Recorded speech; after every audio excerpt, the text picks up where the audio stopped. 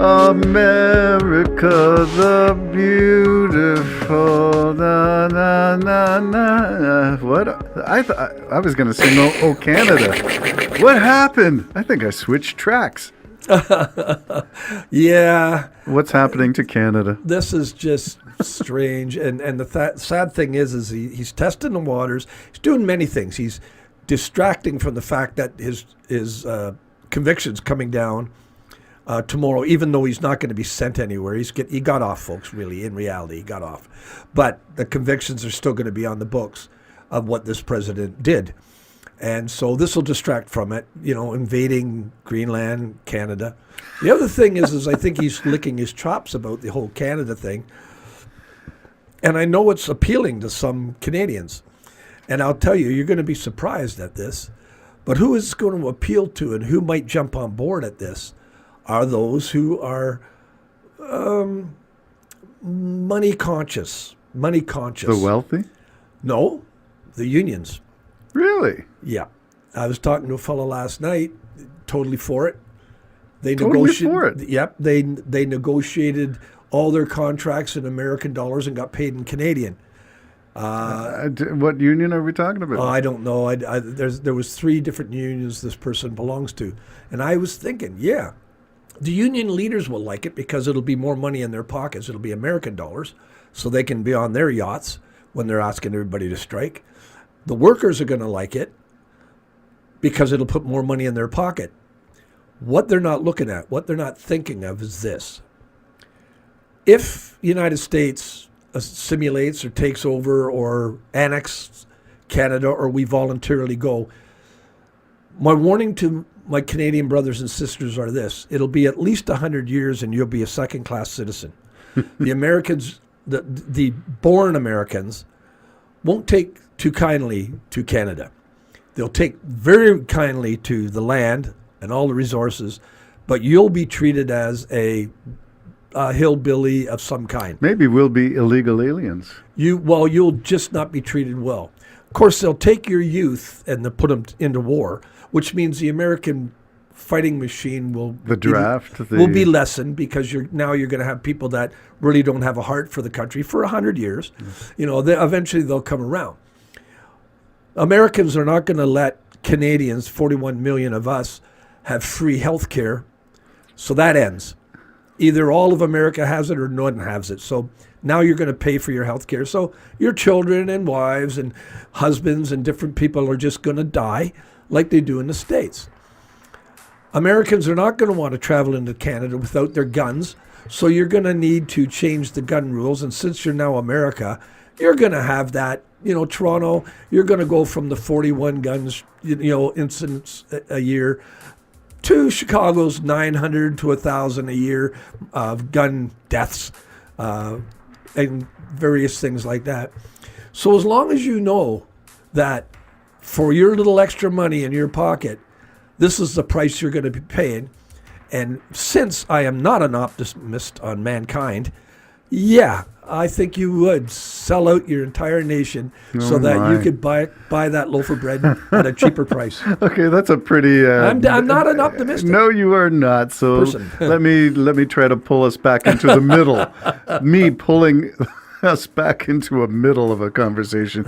I heard Kevin O'Leary on Fox talking about it. So that tells me something. If he's saying it's a good thing, it's not good, or it's just good for, and I said, the oligarchs, the wealthy. And Kevin O'Leary is an example of that class, that class distinction where they've got so much anyway. Of course he would benefit from it.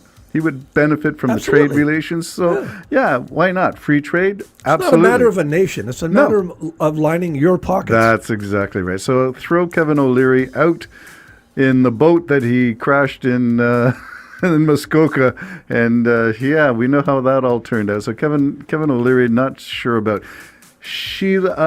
I was going to say Sheila. It's not. It's Elizabeth May, who has been in the news along with Charlie Angus, NDP from Northern Ontario, who's been in the news and on Fox as well, talking about what is this mess of Canada, the 51st state. And both of them are strong, independent, patriotic Canadians who have all said, hell no, we won't go. and digging in our heels in various cultural ways. And some of the people I've listened to reminded us, Doug Ford, I'm not fond of him, but he did say we'll turn off the taps. I like Ford, but I always have. I know you don't. But, no, I don't like the but entitlement. I like him in the position he's taken now, and I like his boldness, because I do agree with him that there's no federal leadership.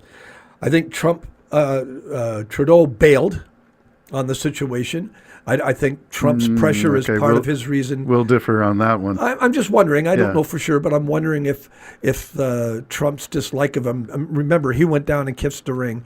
And Trump probably said, "You little boy, we're coming after you." I don't know if Trudeau's trip to Mar-a-Lago could be interpreted as kissing the ring so much as a preemptive, we don't have to do this tariff war. Let's find out what you're really thinking when you say that, what's going on. So I thought it was more of a political move, not a kiss the ring move. Did he go by himself? No, he had Dominic LeBlanc there, I believe, and he's in the running now for replacing Trudeau. So there were one or two others, and I don't know who the team was because it was not an official trade mission. It was sort of on the QT, let's get in and find out what you're really thinking before I make any public statements. Like the MSNBC host. I've already did a podcast on that one. Betrayed is a good way of how I feel about that. Trump is wielding a lot of fear, and he obviously he has. You can call him a buffoon. I don't care what you want to call him, but he wields power now, and he's playing it like he's not even in. I can't. And now, part of what he's doing, you see, could just be a distraction, as I said. Part of it, I think, in his heart, he's thinking, "Look how great I am! If I could get Canada and Greenland, man, look at that! That's his legacy. He's looking for a legacy at this point, and he wants to do what Putin is trying to do in Ukraine. I'll tie those stories together and say empire building. Yeah. But the U.S. is not an empire and doesn't need anything. It should work on trade. It should not work on military entanglements or bullying or threatening Canada, Mexico, Greenland, Denmark. I got an interesting spin-off. Up until Trump started talking about raiding Panama and annexing Canada and purchasing Greenland, up until that point, every day for 2 solid, maybe 3 solid weeks, on CNN, every day, all night, every hour, they were talking about the drones over Jersey. And they disappeared. Totally disappeared. Not the drones. I don't know if they disappeared at all, but the talk of it has completely gone. So are the drones still there? Have you been able to... I think the drones are still there. I think what it is this was a distraction. Because remember, this is a theory. Okay. But remember 2 things that really kicked this off. Biden made an announcement, and it went something along these lines. There's nothing nefarious here. Yeah. We think. And that's when the comedians all went nuts. What do you mean you think? That means there's something nefarious here if you have to think. Well, then Trump goes on his press conference and says, the government knows what they are, so there's something there. Because don't forget, Trump gets all the information. Yeah. So Trump goes, the government knows what they are. They're just...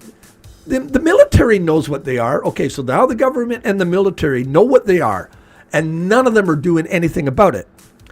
And here's what Trump said. I don't know if you didn't hear it, but he said they're even seeing them over my resort in Jersey. And by the way, I've canceled my trip to New Jersey. He said that. So we know what they are. The military knows what they are. I'm not going to my resort because they're there. So put it all together, man. So a good distraction from all of that is, we're just going to invade Canada.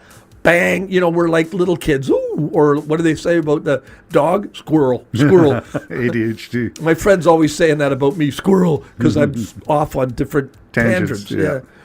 So that was just a theory. I'm thinking, isn't that funny?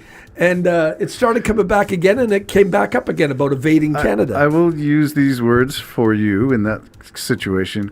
Coincidence is not cause and effect. Okay, fine. 2 things can happen at the same time and not be connected. What I don't get, though, is how instantaneously the broadcasts, because don't forget CNN had on-site reporters. Reporters going out in boats, everything. Reporters there broadcasting every night.